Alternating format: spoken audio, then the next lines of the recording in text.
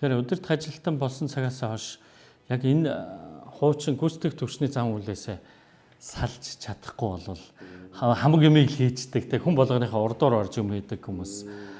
Ялангуяа тухайн удирдах ажилтангүйгээр ажил явах байждаг. Хөтөлбөрийн урай үг хийхээ зогсоогоод удирдах эхэлгээд урай байгаа. Тэгэхээр энэ үгийг олон хүмүүс хараад те тэгээ ажлыг хэн хийх юм гээд асуудаг.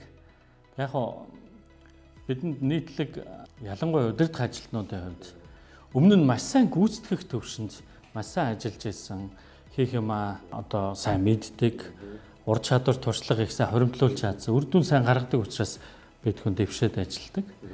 Тэгэхээр удирдах ажилтан болсон цагаас хойш яг энэ хуучин гүйцэтгэх төвчний зам үйлээсээ салж чадахгүй болвол хамаг юмыг хийждэг те хүн болгоныхаа урдуур орж юм хийдэг хүмүүс. Ялангуяа тухайн удирдах ажилтангүйгээр ажил явах байждаг.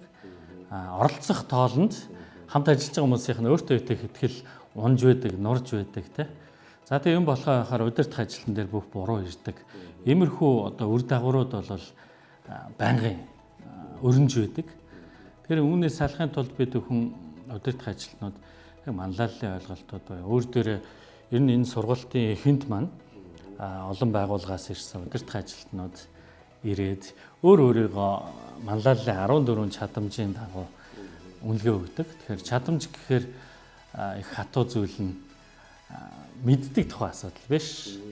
Энийг яг тулуулж чадахгүй юу гэдэг тухай асуудал биш.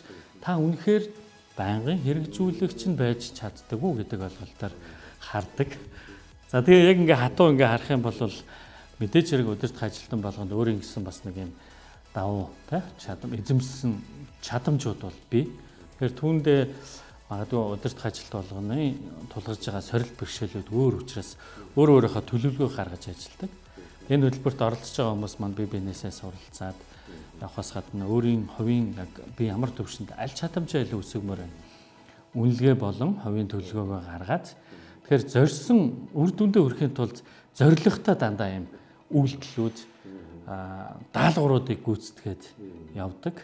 За тэгээ энэ бүхний одоо энэ сургалтын хөтөлбөрийн үндсэн одоо агуулга дээр илүү чин сэтгэлээсээ хамт олонтойгоо харилцах байгууллагын стратегийн төвчний зорилтуудыг өдөртний ажилд маш юм тодорхой ойлгомжтой буулгах, ажил даалгалт те хамт олонныхоо одоо ажилдаа хандах сэтгэл зүтгэлийг асааж бадраах гэх мэтлээ энэ бүхний тулд ер нь эцсийн дүндээ хөтөлбөрийн зорилго бол ажил хийхгүй байх тухай биш.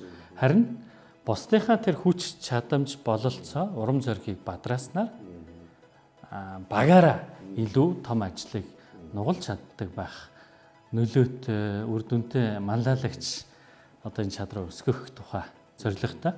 Тэгээ хөтөлбөр дууслаа ч гэсэн хөтөлбөрийн төгсгөлд цаашдын одоо хувийн манлайллынхаа хөгжлийн юм төлөвлөгөө гаргаад за тэгээ эргээд эргэх бас холбоотойгоор тодорхой хэрэгжүүлэлтийн уулзалтыг хөтөлбөрийн төгсгөлд нэг 3-6 сарын дараа хийх ийм цогц хөтөлбөр байна.